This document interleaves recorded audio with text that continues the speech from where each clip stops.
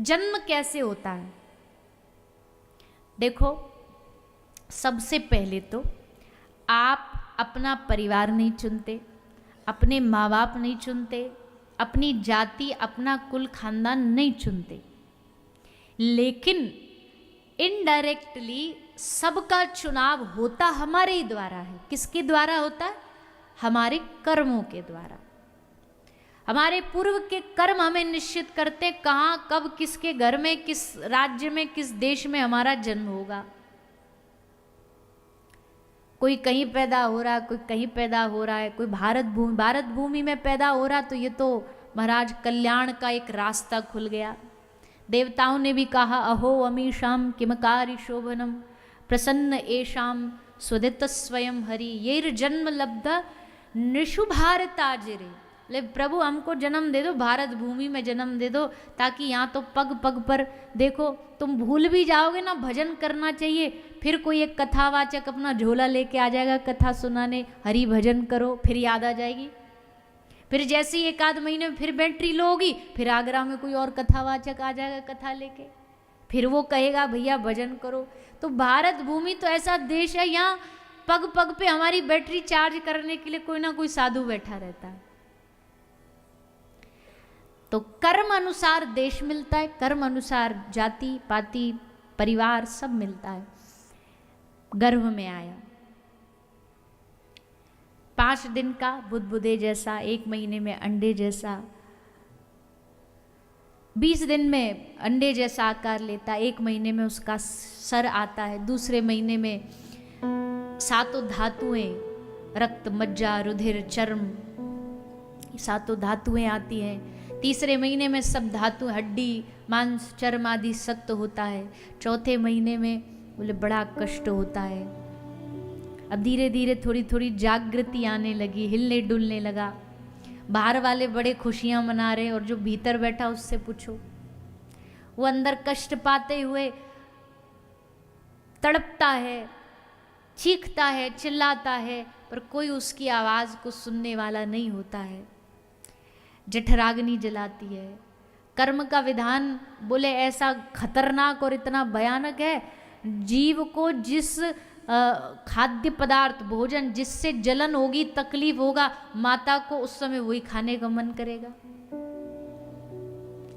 भुगतना है, बस भगवान कह रहे हैं ये भुगतना है इसको। 9 महीना तक भगवान को फिर याद करता है, गर्भ में भगवान को कहता, हे प्रभु, हे नाथ, मुझे यहाँ से बाहर निकालो, मुझे एक मौका दे दो। भगवान ने कहा कि संसार में आकर के, दुनिया में आकर के तुझे मौका चाहिए, पर इस दुनिया में तुझे आना क्यों है, किस लिए इस दुनिया में आना है? तो कहता, प्रभु आपका भजन करूंगा इसलिए आना है। भगवान ने कहा ठीक है, मौका मिला, आया दुनिया में। और भैया जैसे संसार में आया, थोड़ी देर के लिए श्वास रुकती है, पिछला सब भूल गया, हिसाब किताब, गर्भ में क्या क्या घटा वो भी भूल गया, पीछे कौन थे, पिछले जन्म के माँ बाप, बेटा बेटी, पति पत्नी, देश, नेशनलिटी सब भूल गया, अब कुछ नहीं याद है। नया नाम, नया पहचान पत्र सब नया मिल गया। ये कह लो एक नई ड्रेस कोड मिल गई, एक नया यूनिफॉर्म मिल गया। जन्म लिया, जन्म लेकर के बालक हुआ, खूब परिवार ने ढोल नगाड़े बजाए, रे भैया बेटा हुआ, कुल दीपक हुआ है, सबने खूब आनंद लिया। अब थोड़ा थोड़ा बड़ा हुआ, अब घर वालों ने कहा इसको पढ़ाओ लिखाओ, पढ़ाई लिखाई करने भेज दिया। पढ़ाई लिखाई करो, पढ़ाई लिखाई करके क्या बड़ा आदमी बनना है। बुरा नहीं मानिएगा, पर आज के ज़माने में बड़े आदमी की डेफिनेशन क्या है? बढ़िया कमाई करनी है। पर बड़ा आदमी ये नहीं होता है कि सिर्फ पैसा बढ़िया कमा लेगा, नौकरी अच्छी वाली मिल जाएगी। शिक्षा का भी उद्देश्य समझाइए बच्चों को। बच्चों को हम बचपन से ही शिक्षा इसलिए, पढ़ाई इसलिए, डिग्री लानी है, डिग्री ला करके अच्छी नौकरी करनी है, बिजनेस करना है, धंधा करना है, उनके मन में बिठा देते, ना बाप बड़ा ना भैया। तो शिक्षा का अर्थ ये नहीं होता है, शिक्षा केवल धन कमाने के लिए नहीं पढ़नी चाहिए, शिक्षा के बहुत सारे अर्थ होते हैं। खैर अब पढ़ने लिखने लग गया। अब जब छोटा था तब कुछ नहीं पता, तब तो अपना जो खिलाया खा लिया, जो पहनाया पहन लिया। फिर धीरे धीरे जागृति हो गई, फिर समझ आने लगा। फिर अब थोड़ी चिंता हो गई स्वयं को भी कि भाई कमाना है, कुछ करना है, कुछ आगे बढ़ना है। अब कमाई पढ़ाई सब करने लगा। नेक थोड़ा और बड़ा हो गया। अब मन में क्या आया, बोले हमारी बढ़िया सी सुंदर सी बहू आ जाए। बहू आ गई, ब्याह हो गया। अब बोले बाल बच्चे हो जाएं, बाल बच्चे हो गए। अब क्या चाहिए, बोले इनका ब्याह हो जाए, ये बढ़िया से अपना सेटल हो जाएं। अब वो भी ब्याह हो गया। अब क्या चाहिए, बोले पोता हो जाए, बस एक पोता पोती का मोड़ा देख ले, मुख देख ले बस, और उसके बाद तो फिर जीवन तृप्त है। पोता पोती हो गए। अब पोता पोती हो गए, अब क्या करना, बोला अब इनको सेटल करना है, अब इनको आगे बढ़ाना है। अब ऐसे करते करते जीवन के अंत तक व्यक्ति पहुंच जाता है। अच्छा, पहुंच गया अंत तक, पर अब ये बताओ, जो गर्भ में भगवान से बोला था कि दुनिया में आके क्या करूंगा, वो कहाँ पे फिट हुआ पूरे जीवन में, कहाँ? बोले तो फिर क्या आप ये कह रहे हो कि घर छोड़ के चले जाओ? आप खुद भी तो छोड़े नहीं घर, हमको क्यों बोल रहे हो? बोले देखो भैया, हम ये नहीं कह रहे घर छोड़ दो, ना हम ये कह रहे कि अपना कर्तव्य अपना कर्म छोड़ दो, कमाना छोड़ दो।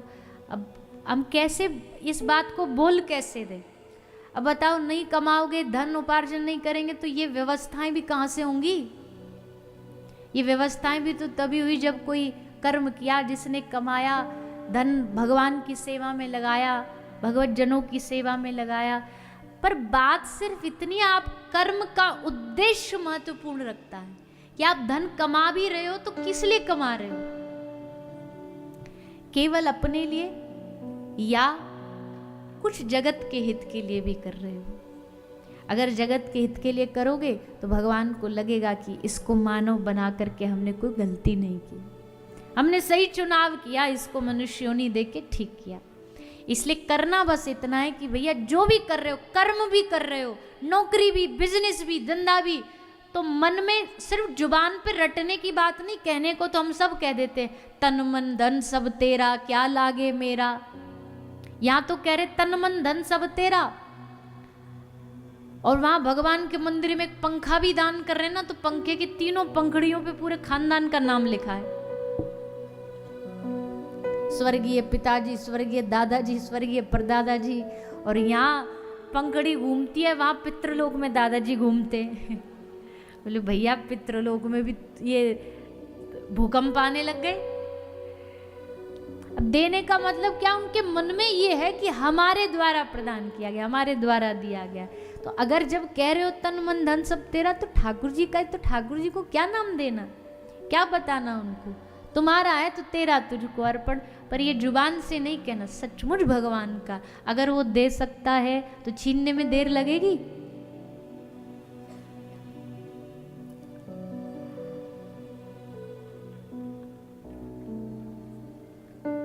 अकबर ने एक बार बीरबल से पूछा था। अकबर और बीरबल के किस्से बड़े प्रसिद्ध हैं ही। तो अकबर ने बीरबल से पूछा, 3 प्रश्न किए। पहले पूछा, ईश्वर कहाँ रहता है? ईश्वर भगवान कहाँ रहता है? दूसरा, ईश्वर कैसे दिखता है, कैसे मिलता है? और तीसरा, ईश्वर क्या करता है? तो बीरबल ने पहला प्रश्न, ईश्वर कहाँ रहता है, तो बीरबल ने दूध मंगवाया और दूध में अकबर से पूछा कि जा अपना बताओ, इसमें घी दिख रहा है आपको? अकबर ने कहा नहीं। पर है ना, दिख नहीं रहा पर है तो? बोले हाँ है। तो बोला जैसे दूध में घी रहता है, ऐसे संसार में जगत में जगदीश रहता है। फिर आपने पूछा कि वो दिखता कैसे है? बोले लाओ मथनी लेके आओ। मथनी मंगवाई और उसको ऐसे ऐसे मथा, तो उसमें से घी निकल आया अलग और दूध अलग हो गया, छाछ अलग हो गई। बोले दूसरा आपने कहा दिखता कैसे, मिलता कैसे? तो बोले जैसे मंथन करके घी दूध से निकाला गया, वैसे प्रेम की मथनी से जब मंथन करोगे तो इसी जगत में जगदीश मिल जाएगा। और तीसरा आपने पूछा करता क्या है। बीरबल बोला उसके लिए देखो 2 प्रश्न हमने फ्री में बता दिए, इसके लिए आपको हमको गुरु बनाना पड़ेगा। अकबर बोला बना लिया गुरु। बोला ऐसे नहीं, गुरु ऊपर बैठता शिष्य नीचे बैठता, आप वहां बैठो हम आपकी गद्दी पे बैठेंगे। बोला ठीक है लो। अकबर नीचे बैठ गया, बीरबल गद्दी पे बैठ गया। और बीरबल ने तब हंसते हुए कहा आपने पूछा भगवान क्या करता है? भगवान ये करता है, कब गद्दी सीट बदल दे, राजा को रंग को राजा बना दे, कुछ नहीं पता, ये करता है ईश्वर। तो भैया दे सकता है तो छीन भी सकता है, ले भी सकता है। तो इस घमंड में अभिमान में नहीं रहना कि हमारा है और हम ही दे रहे हैं, हम ही प्रदान कर रहे हैं। दिया है तो ले भी सकता है, उसका है ये बात सच है। बस इतना मन में भाव रखना हम परिश्रम कर रहे हैं, हम मेहनत कर रहे हैं। भगवान ने 2 हाथ दिए, 2 पाँव दिए, वाणी दी है, आँख नाक हाथ कान सब दिया है। इसको हम चलाते रहेंगे जब तक चलेगा, करते रहेंगे, शरीर से उपार्जन करेंगे। पर ये शरीर चलाने वाला कोई दुनिया में नहीं है भगवान के अलावा, उसके चलाने से चल रहा है। तो श्री ठाकुर जी जो मन चित्त से भगवान से निवेदन करता है, भगवान संसार में उसे एक मौका देते हैं। संसार में आके जीवन में कर्म करते हुए इस वादे को हमेशा स्मरण करते हुए रहना चाहिए।